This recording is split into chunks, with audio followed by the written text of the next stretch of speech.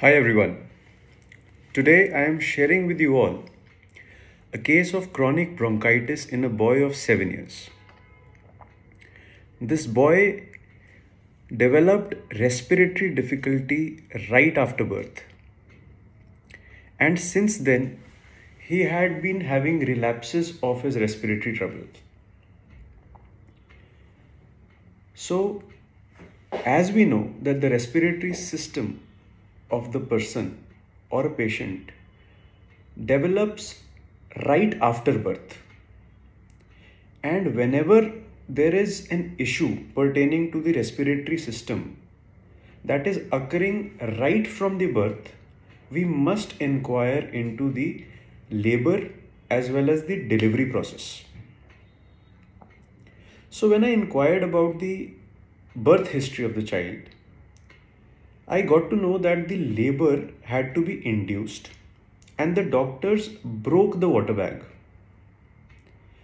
Right after the doctors broke the water bag, the boy suddenly turned up and eventually came into a breech presentation. Now, this was very peculiar. So, based on this phenomena, I looked into the repertory and I came across a rubric. Delusion gave way, everything under him. So, when the child or the fetus is in the uterus and suddenly the water bag breaks, so everything below the child or around the child is suddenly lost, and it is as if there is nothing below the child. Two medicines came out, Calibrom and Sanicula. So, based on the fear of downward motion, as the child went up and came into a breech presentation, I converted it and interpreted it as a fear of downward motion, and I prescribed Sanicula 200 to the child. It has been almost 1.5 years.